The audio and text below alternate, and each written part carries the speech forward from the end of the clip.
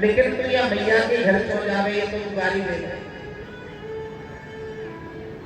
पता है माधवदास बाबा ने क्या कही? अरे भैया ये मैया मुँह पे से ले कहा रही है, ये मैया मुँह से ले कहा रही है, मुँह को दे ही तो रही है, गाली दे रही है तो दे ही तो रही है मेरे लिए, मुँह से ले कहा रही है, दे ही तो रही है मेरे लिए, गाली दे रही है तो दे ही तो रही है मेरे लिए। लेकिन माधवदास बाबा रोज जावे।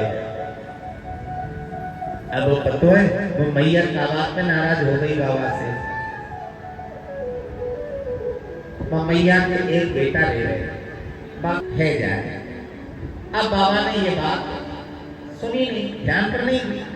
अब बस यही बात पर मैया चल गई बाबा से कि मांग रहे तो रोज दरवाजे पे आ जावे, लेकिन बाबा आशीर्वाद क्यों ना दे रहे कि मेरी बहू के बेटा है जाए। तो यही बात पर मैया गुस्सा रह गई और बाबा जी से गाली दे गई।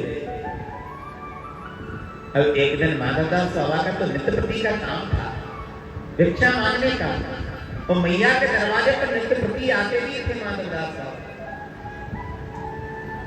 एक दिन पता मैया कहा कर रही, घर में पोता लगाए रही। पोता जाने खाते लोग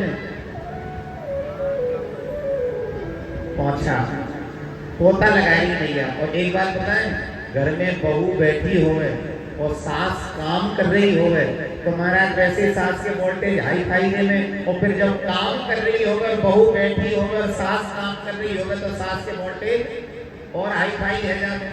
अब मैया पोता लगाए रही और बहू बैठी, और इतने में माधवदास बाबा दरवाजे पर पहुंच गए भिक्षा मांगने के लिए। मैया भिक्षा पाऊं, अब मैया तो वैसे ही लात आती है रे।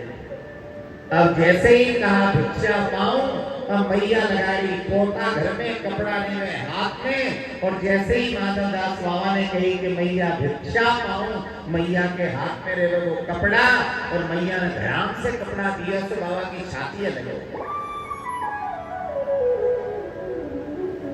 माधवदास बाबा की छाती से कपड़ा लगा। माधवदास बाबा ने अपने हाथ में वो कपड़ा ले लिया और माधवदास बाबा कहने लगे, मैया आज मैं तेरे दरवाजे से वापस नहीं लौटूंगा, दिए देना।